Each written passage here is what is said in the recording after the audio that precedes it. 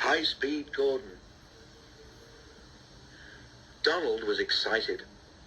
"The diesels at yon works," he announced, "say that on the other railway there are things called high-speed trains. They have a diesel engine at each end and can go at 125 miles an hour. Gordon snorted. "An engine at each end," he said scornfully. "There's only one of me, but I bet I can go as fast as those smelly boxes on wheels. Probably faster," he added. The others said nothing. They had heard Gordon's boasting before. Gordon was still bragging the next morning. "Speed's nothing to me," he said. "Why, one of my Doncaster cousins went at 126 miles an hour. I'll show these diesels a thing or two. Just you wait and see." He puffed grandly towards the station. Gordon normally pulled the express, though Henry, James or Bear helped if Gordon was ill or away. Many visitors came to see the Fat Controller's railway. They often used the express, so it was usually full and heavy. There had been frost during the night, and now the weather was wet and sleety. Sleet settled on the rails, making an icy film across their surface. The carriages of the express stood under the cover of the station roof, but when Gordon was coupled to them, his cab and front end had to stand outside. He grew colder and colder as he waited for the guard to blow his whistle and wave his green flag. "Come on," he shivered impatiently. "Let's get started." At last Gordon heard the whistle. "Come on, come on, come on, come on, come on," he shouted as he tried to pull quickly away.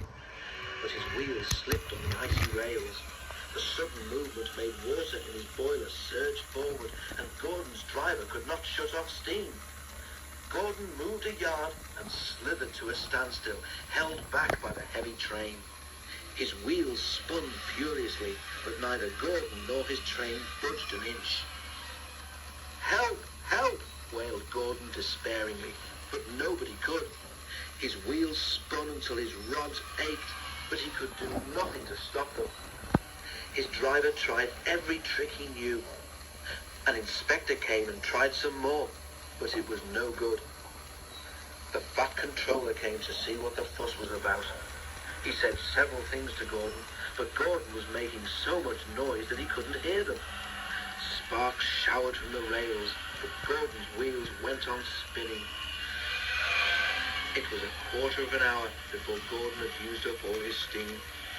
Reduced pressure allowed the driver to close the regulator, and with a deep sigh of relief, Gordon felt his wheels stop turning. The silence was amazing. Donald came to take Gordon to the shed, and Henry came to pull the express. When the train had gone, workmen had to replace the rails where Gordon had been standing, because his spinning wheels had worn deep grooves in them. The shed was empty.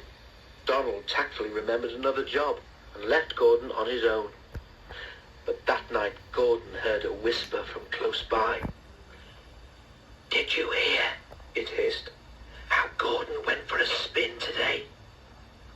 There was a quiet chuckle. Gordon seethed in silence.